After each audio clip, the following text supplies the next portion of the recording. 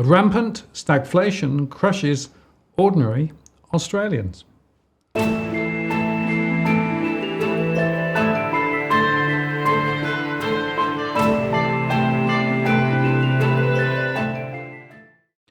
Martin North, John Adams in the Intertribune. John, hello. Hi, Martin. How are you going today? Yeah, pretty good. An emergency post, huh? Yes, we were thinking of doing a show in the next few days, but all of a sudden, at 11:30 this morning, the Australian Bureau of Statistics released their quarterly CPI number, and it was a shocker according to its historical standards. So the highest in 20 years at 5.1% year on year, and the quarter was at 2.3%. So it is the lead story all around the country. Now you and I have been talking about the risks of inflation, stagflation for the last few years. So this sort of story shouldn't be a bit of a shock to us. But obviously that now it's front and center. It has quite a number of significant implications, both politically but also economically, particularly in the context of your mortgage stress data. Yes, absolutely. And there was no surprise. It was always going to be a high one. But I should also just make the point that the real official statistics and the real statistics aren't the same anyway, right? Because there are all sorts of reasons we've discussed before why the actual real number is always understating the true situation. And of course, the non-discretionary element, which is the things you still got to pay for, is at 6.6%, right? So that's a more real number, I think. Yes. So when the official number is 5.1 and non-discretionary is 6.6, you know that real inflation, the unmanipulated version of inflation, is probably north of 10%. And that's one of the key factors in terms of when we look at your mortgage stress data. So the ABS and the government says we have record low unemployment at 4%, potentially going into 3.9% soon, and yet we have mortgage stress at 42%. I think I looked at one of your latest posts, and that is still 10 percentage points above the pre-pandemic level. And you've got to think to yourself, well, why is stress still at 10 points higher? One of the key factors is because the real rate of inflation that has been eating into people's disposable income, and there is a lot of cost of living pressure well before in terms of today's announcement. Now, in terms of today's announcement, I would say a couple of points. I think a lot of it is driven by what the RBA and the government did during 2020, 2021 with the response to the pandemic. But I would also say that there are some supply chain issues. I think that's fair to say. But I think there's also this temporary factor of the Russia-Ukraine situation, and that has obviously had an impact about fuel prices. Now, the war started at the end of the quarter. So remember, today's numbers is a quarterly number. So it's an average of January, February, March. The war started at the end. So I think we can say that fuel was reasonably elevated even before the war started. But then obviously, perhaps in the March element of the CPI for the last quarter, fuel went quite high because fuel prices started to go high even before the war started, because there was the anticipation of war and the financial markets were already moving in that direction because of increased geopolitical tension. So I think we can say that if the situation in the Ukraine was to normalize to some degree, a ceasefire, a peace deal, and trade relations were to normalize and some of the sanctions were relaxed, we could easily see oil prices come back down quite substantially if the markets calm down. And that obviously would independent of whatever we are required to do in Australia in terms of fiscal and monetary policy, that could have a dampening effect on inflation going forward. Yeah, well, it's a multifaceted story, isn't it? So we've got all the issues to do with higher food prices, so they're very much to the fore, whether you look at beef or whether you look at vegetables, they're both very high. You've got the oil situation. I think that the ABS said 183 was the sort of the rate for per litre of fuel. It's gone up above that. Then, of course, they brought in this temporary relief. So next quarter, it might be a little lower. But the other factor is that building construction was 5.7% higher, right? So effectively, all of this forward stimulus, thanks to bringing forward the development programs and the first-time buyer schemes and everything, pulled forward a lot of development. And of course, the cost of goods for building, the cost of labour for building, are both being significantly driven higher. So this is a very broad-based number. It's not down to one specific thing. And that is why I think this inflation is going to be more sticky than many people are suggesting. Yes, I mean that I definitely would agree with. Look, one point on the fuel aspect, which would sort of caught my attention, was that the bump up in fuel prices and petrol prices last quarter was the highest bump up since the first Gulf War in 1991. So that obviously indicates that when you do have a war in a major oil producing nation, whether it's Iraq or Russia, that you will see a temporary increase in that component of the CPI, which also means that if you have a ceasefire or some sort of peace deal, those pressures can quickly go away and you can get to some sort of normalization. So we'll obviously have to see what happens in terms of overseas. But the other, obviously, not only was construction a big factor, but also education. And when you look at the subcomponents of education, tertiary education was I think 6.3%. So the university sector is also driving up in terms of in terms of the cost of education. So they're obviously in terms of some of the big factors. Now, one of the important things is that, not only is the alternative media like Adams and North and here at the Interest of the People talking about inflation, but we're also seeing people in the mainstream media are also picking up on this story. And so I retweeted Laura Jays, who's she's an anchor at Sky News, and she put up a post, and why don't we put this up on the screen? She was alarmed that a head of lettuce is now costing $5.50, down to the local shops. And for the average working family that are working and have children and dependents, to buy a lettuce at $5.50, I mean that is. I was quite shocked that price is happening, and I'm not sure where. Which part of the country that where they're selling that lettuce, but obviously if you're trying to feed a couple and 2 or 3 children, and given that I have 3 children, I know how much children like to eat. Thing is like a prices, particularly for those core elements like fruit and vegetables and meat, that is definitely going to eat into the household budget for a lot of families across the country. Yeah, and it's interesting, John, because going back to my surveys and the mortgage stress, the cost of everyday items at the supermarket was definitely one of the factors that came through in the last few months in my surveys, as well as things like school fees, healthcare costs, and even some of the other costs that you have to keep spending. You've got no choice but to keep their rates, for example. So it is pretty broad-based. But the other interesting factor, did you notice how there were significant variations across the states? So, yes. For example, Perth was way off the scale, nearly 8%, I think. Yes. Whereas New South Wales was the lowest. Now, that's partly because of all these gift vouchers that they've been giving out, in certain parts for people to actually go and get half-price meals and things. So that's one of the depressive factors in the last quarter, I think, from what the ABS said as well. Yes. So Perth came in at 7.6%, and then we had Brisbane at 6 and Hobart at 5.8. So very interesting regional differences, and the 2 lowest was Sydney and Melbourne. So I mean, I'm not sure whether in the context of your in terms of the data you collect, whether you've picked up similar trends in terms of the specific capital cities, particularly Perth and Brisbane, seeing more, for example, mortgage stress and rental stress and cost of living compared to, say, Sydney and Melbourne? Yes, well, it's interesting because there was a time a few months ago when stress was actually easing back in the West and also easing back up in Queensland. Right. That's now turned around again.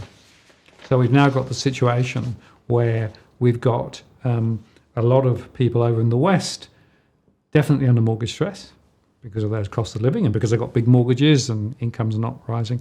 And Queensland is now definitely reversing. So there was a period when things were actually easing a little bit post-COVID, but now it's a lot tighter. And of course, their home prices have gone up a lot. So a lot of new mortgages are bigger and the overall cost of living also rising too. So there is a correlation between my surveys and what I'm seeing and what the ABS also reported. Yes. Now, in terms of the immediate implication is that the RBA is meeting next week. I think on the 3rd of May which is Tuesday next week. And so as of this afternoon, the Financial Review basically suggested that the markets have locked in a 90% probability that rates will start to go up next week. Now, that will obviously have a couple of immediate impacts. When we think about in the course of the election, given how many people are already under stress with all the factors that you've just got, that you've just outlaid, the fact that 2 weeks after the election you may have a raise in interest rates when you've got a lot of people who have taken up massive mortgages in the last 12 months to 24 months, I think that's going to be a very significant factor for households, and that will count against the government. Because obviously the inflation has happened under the government's watch, and obviously these rate rises are also going to occur while the government's in power. And one of the factors is you and I have a mutual friend, Nassim Kadem at the ABC, and she's doing I think a piece today about the people over borrowing over the last couple of years and potential interest rates coming up. So I spoke to her this morning, and then you had a chat to her shortly afterwards. And one of the things I said to her was this issue of expectations, and this is something that Senator Rennick has raised in Senate estimates to say that in 2020 and 2021 the RBA said that rates would not go up until late 2023, 2024, and now here we are in 2022 and rates will start to go up much earlier and more aggressively than what a lot of borrowers would have factored in. So now I've never taken the RBA forecast to be serious, because they've always, if you want to be sort of technical, they've always said we're data dependent. So even though this is our medium-term horizon, this is subject to change if conditions were to alter. So that's why I think people need to factor in, take their forecast with a grain of salt. Also because they have a notoriously bad forecasting history. But apparently, and you may be able to speak to this in some of your survey data, expectations set by the RBA on interest rates was a factor for some borrowers in terms of their decision to borrow a certain level and thinking about their cash flow obligations and their ability to repay. Yeah, well, I have had a few conversations with people through my one-on-one service. And it's quite interesting how there were two very strong influences. The first was Phil Lowe saying no change to rates until 2024, so people felt they had a lot of runway room. The other was Michael Zucker and his propaganda about great time to buy a property, get in there and buy. A lot of people took those quite seriously. And I remember I said to you at the time, is he giving financial advice? It could be close. But it is interesting how those two factors, and also all of the stuff in the media, there's been a lot of stuff in the media over the last 2 or 3 years about, great time to buy, et cetera, and, buy now because prices are going up. So a lot of people have been fooled. Yes. And now the question is, where does accountability actually lie for that? Well, one of the things that the chairman of ASIC has told Parliament repeatedly is that we have a caveat emptor, it's buyer beware. So even if everyone tells you to run into fire, it's ultimately, if you get burnt, it's ultimately your responsibility. And that's why you shouldn't listen to all of these so-called voices, and you should be more circumspect about your assessment of conditions. And one of the things I'll say is that Stephen Koukoulas, who used to be the chief economist for Julia Gillard, he was cheering on the stimulus in 2020 and 2021, and here he is this afternoon on Twitter blasting the RBA for allowing inflation to get out of control. And I just immediately said, this is grand hypocrisy, because you were the ones cheering on the stimulus. So if you're cheering on the most radical economic policies in maybe 100 years in Australian history, and now you're criticising the outcome or the consequences of that policy. Where's the accountability for some of these talking heads? It's just absolutely ridiculous. So if the kook's watching, I'm paying close attention to your tweets, and now that I've done my little quest that I've been working on for 9 months, I'm back with a vengeance, and I'll be holding commentators like the kook, highly accountable for pushing. Clear propaganda when he should be, basically hanging his head in shame for what he was doing over the last 24 months. Now, obviously, we just talked about there's going to be an immediate rate rise probably next week, probably maybe follow up with another rate rise in June. that's going to make a lot of our a lot of Australians across the country, even maybe some of our audience, nervous about where interest rates will go. I think now I've written quite extensively about where I think interest rates will go over 2023, 2024. So I have a very controversial and unique view on that. So perhaps we can come back and revisit that at a later post. But I think what we can say with some certainty is that there will be an acute increase in financial pain for the rest of this year. And obviously it depends on how many rate rises happen here in Australia. And obviously the FOMC is meeting next week in Washington, and there'll be further rate rises in terms of the United States. So we'll obviously have to see there. But for those borrowers that threw caution to the wind and plunged on high 6-figure, 7-figure mortgages last year, the chickens are going to come home to roost for a lot of those borrowers. Yeah, absolutely. And it's just worth going through it again that if you take a rate of 2% and go up to 4%, that's a 30% increase in the monthly repayments on a typical mortgage, right? So just because it goes up 1 or 2%, the payments go up a lot more. And a lot of people have not actually understood how sensitive things are. And that's partly because rates are so low at the moment, so therefore the interest you're paying is relatively low at the moment, so it moves quite quickly. But the other point there is that fixed rates are already up. So there are a lot of people who got fixed rates over the last 18 months or 2 years. They're going to come up for refinancing, and quite soon. Yes. And even if the RBA didn't move rates, those fixed rates are now 1 to 2% higher. Right? Yes. And then we've got the people now on the variable rates, because what the banks have done recently is to offer teaser variable interest rates. I've heard that word before, teaser. Yeah. I mean, it sounds like subprime in 2005, 2006 in the US. Yeah, exactly right, John. It's exactly the same thing. So what they've done is they've been offering very cheap, quote unquote, variable rate loans. But of course, all the risk goes across to the borrower. Yes. Because if rates go up, the banks can simply pass it through. So there are a lot of people who I think have quite naively walked into these cheap teaser rates, not understanding that rates will go up and how quickly they'll go up. Some of those people are going to get caught. Yes. Now, one of the interesting things that I think we need to bring to the audience's attention is that supposedly, according to Deputy Governor Michelle Bullock, no one saw this coming. So now, before we go to her extraordinary exchange with Senator Rennick in Senate estimates in the last few weeks, I just want to bring to the audience's attention that in 2020, now, if truth be told, you and I had some very different views about where the economy was headed in 2020. So on Walk the World, you had people like Harry Dent and Stephen Meter, and you were sort of advocating more of a deflationary sort of angle, whereas in the interest of the people, because I was sort of putting the the analysis together for this particular platform, I was advocating for something very different. And we had our slight differences, and we had those debates. But basically, what was the catalyst for me? And to be honest, like even on social media, some people have criticized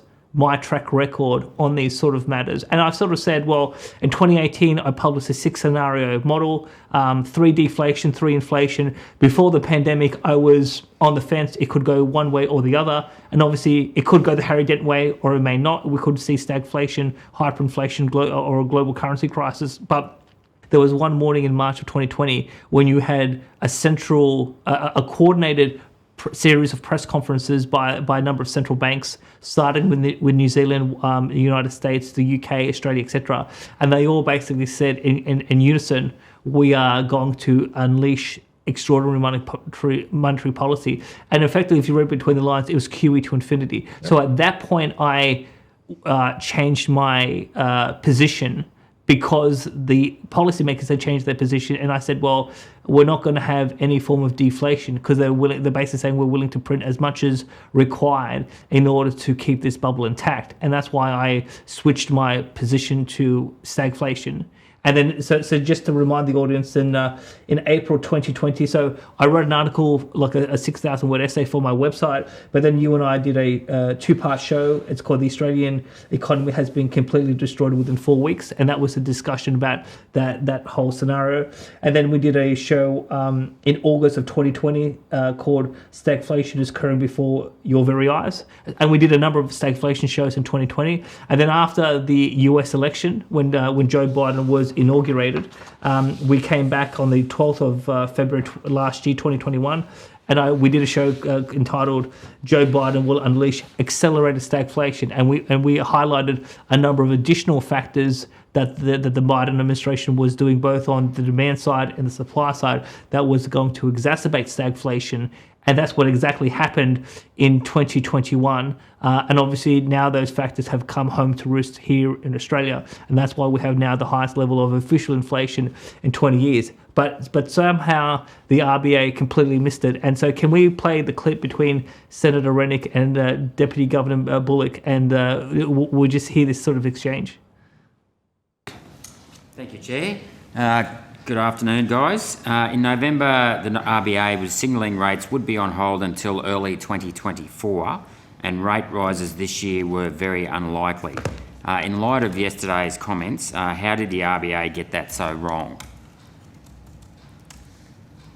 Well, I think, Senator Rennick, that we were in absolutely unusual times. I don't think anyone at the beginning of the pandemic would have predicted that we'd be in a position now around the world where inflation was picking up so dramatically. We're not the only country where this is occurring, and in fact, it's occurring around the world to more extent than it is here. So I think the best thing to do in those circumstances is you look at the evidence, and if the evidence is telling you that something else is happening, then you change your view, and that's what we've done. Well, yeah, it's pretty clear. Some people knew, some people didn't. If only she'd been watching our shows. Well, I mean, the thing is that, well, you know, one of the surprising things, I've had some correspondence with Senator Rennick this afternoon, and I told him we'll be showing the clip of him and his exchanges in Parliament. He actually said that perhaps you and I should be, you know, heading the RBA. but I mean, to be honest, it's not that hard to know that when you print exorbitant sums of money through, you know, the record low cash rate, quantitative easing, yield curve control, the term funding facility, and all the other sort of techniques that the RBA used, that it was going to lead to a sharp set of consequences. Now, perhaps the RBA will say, well, during the pandemic, we didn't anticipate the war between Russia and the Ukraine, and that has a short-term temporary factor. I mean, we can give them a bit of leeway on that. But particularly, as you said, that a lot of the increase in inflation in this quarter was driven by housing. That housing was driven by the pandemic monetary policy and fiscal policy, and that was very well anticipated, and that's why I basically said stagflation, and that's why we did all these shows in 2020 and 2021. So if anyone is now suffering the consequences of these policies, and they believe the RBA when they say no one could foresee this, well, I mean, I think our shows are still up on YouTube. Anyone can review them. I have my writings up on my website. They're still public. I think our record speaks for itself. And hopefully when Parliament comes back in October, when estimates is back and the RBA is before the Senate Economics Committee, that perhaps one or two senators can refer to some of our work and say to the RBA, well, perhaps you need to come to Wollongong and have a chat to a couple of smart cookies who actually figured this all out well before the RBA board sat down and actually, you know, tried to read the tea leaves. Well, you know, it is concerning that those people in very high-paid jobs seem to be always behind the eight ball. And I don't know whether it's driven by an overly sensitive political nose or whether they're just not very good at the economics. I'm not sure, but there's something fundamentally wrong. And by the way, I know that the Reserve Bank is going to do a review of its processes over the last couple of years. They should be absolutely including that in that review, why they keep getting their forecasts so wrong. Well, I mean, so yeah, I mean, what I think it's fair to say is if you've got an economics degree, a bachelor's, honours, or master's or PhD in this country, you've learned from the table of John Maynard Keynes. And so when I went through university, I learnt all of that stuff. And then, post GFC, when I realised Keynes didn't prepare me for the global financial crisis in terms of giving me the right framework to understand how the financial system was contributing to the growth of this financial bubble, that's where I started to learn about other dissident economists, and particularly Ludwig von Mises and the Austrian school. So I think there is an ideological trap that mainstream economists are in, and if they were willing to adhere to other schools of thought, they would have a more balanced approach to looking at these issues. So I think it is, they've got the wrong theoretical models in their mind, and they misunderstand how the real economy works when you actually implement these policies. So I think that'd be a big factor. But obviously, I'd be interested to understand some of the internal processes that happen at the RBA and the sort of conversations that actually happen, and whether they fully allow free and flowing debate or whether it's a closed ideological shop. And there's only one view to toe, and you really can't challenge the orthodoxy of the governor. So it'll be interesting to see on that. But the clear point is that they got this completely wrong. Both Treasury and the RBA got it completely wrong. Now millions of Australians are suffering. So we've got 42% mortgage stress according to your data set. As rates go up, who knows, maybe we'll see 45, nearly approaching 50% mortgage stress. No doubt we'll start to see some further increases in terms of rental stress as well, particularly as non-discretionary inflation continues to escalate. And for those who are ill prepared for inflation, and so just so I can be clear, when I took the view in March of 2020 when they announced QE to infinity that we were going to have an inflationary environment. I made some sizable adjustments to my portfolio to adjust for the inflation outlook, and so I think I've been able to weather that storm fairly well in terms of inflation, and I still think inflation is going to exacerbate over the next 2 years, and we'll come back and talk about that in a future post. But again, for those who have not prepared for inflation and they've got a very lousy balance sheet and they don't have strong buffers and cash flow, they are struggling now. Their situation will worsen in 2022, and a lot of it is at the fault of the government, the mainstream media, the propaganda, but also people haven't heeded some of our warnings and taken prudent early action before the situation was to arise as we are today. Absolutely. And, the debt issue and the fact that so many people have so much debt is a very big part of the problem. It's still not too late to try and actually, turn that ship around. But as rates rise, that'll become more and more difficult. So I think, again, a lot of people are going to get caught. Indeed. John, I appreciate your time today. Very important post. And I look forward to coming back and debating further whether deflation really is going to come back, because I think it could, or whether we're going to go into a sort of a spin of stagflation or what we do. But that's another post, huh? Absolutely. Martin North, John Adams, interested people. We'll see you next time.